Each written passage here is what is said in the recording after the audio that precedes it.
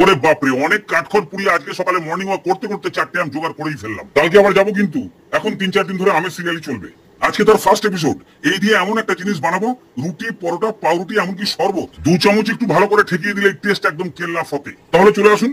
আরে বাবা, খুন্তি নাড়াবো আমি, খালি দাঁড়িয়ে থাকবেন আমার সাথে। তাহলে প্রথমে আমের চোকলা ফোকলা ছাড়িয়ে ভালো করে ধুয়ে নিয়ে চেঁচে মুচে যতটা সম্ভব শ্বাস বার করে নিয়ে আঁটিটাকে পুঁতে দিন, জিন্দেগিতে গাছ হবে। এবার এই শ্বাসগুলোকে একটু ছোট ছোট টুকরো করে নিয়ে সিধে একদম পোষা কুকুরে অল্প করে জল দিন, একদম সামান্য নুন দিন, ভালো করে মিশিয়ে এবার ঢাকনা দিয়ে দুটো সাইডে সাইরেন বেজে গেলে জোর জবস্তি ওই মাথার টুপিটা তুলে একে পাঞ্চার করতে যাবেন না। নিজে থেকে সব হাওয়া বেরোবে, তারপর খুলে দেখবেন একদম সব সেদ্ধ হয়ে গেছে। এবার এই কুকারের মধ্যে স্টিলের সুদর্শন চক্রটা বার করে সবকে একদম ভালো করে ম্যাশ করে দিন। ঠিক এরকম টাইপের। এর মধ্যে যদি একটু আঁচ দেখা যায় তাহলে ছেঁকে নেবেন, না থাকলে ছাকার দরকার নেই।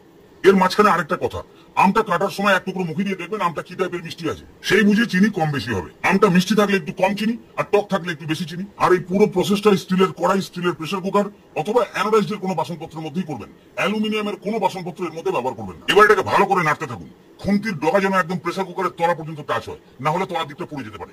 যেই ফুটতে শুরু করবে, একটু ভালো ফ্লেভার বা সেন্টের জন্য সামান্য একটু এলাচ গুঁড়ো আর একটু মোটা ভাব রাখা গোলমরিচের গুঁড়ো এগুলোকে দিয়ে নাড়াচাড়ি করতে থাকুন। আমকে সেদ্ধ করার সময় কিন্তু সামান্য একটু নুন দেওয়া হয়েছিল।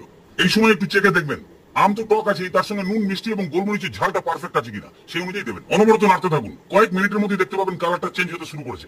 এবার কি করে বুঝবেন যে এটা তৈরি হয়ে গেছে? সামান্য একটু ওখান থেকে নিয়ে একটা ডিশের মধ্যে ফেলুন, ফেলে ঠান্ডা করুন। যেই ঠান্ডা হয়ে যাবে ডিশটাকে কাট করে দেখুন, যদি দেখছেন গড়িয়ে পড়ছে না, এক জায়গায় জমে আছে, তাহলেই তৈরি হয়ে গেল কাঁচা আমের ফ্লেভারওয়ালা মশলাদার জ্যাম।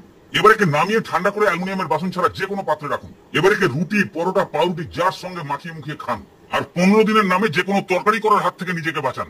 আর যদি মনে করেন শরবত খাবো, তাহলে 200 ml জলের মধ্যে 3 চামচ মতো দিয়ে ভালো করে গুলিয়ে চোঁচো করে মেরে দিন, মনে হবে একদম আম পান্না খাচ্ছেন। কালকে আবার আমের নতুন কিছু দেখবেন নাকি? তাহলে কালকে সকালে আমার জন্য 4টে আম কিন্তু আরো রাখছেন।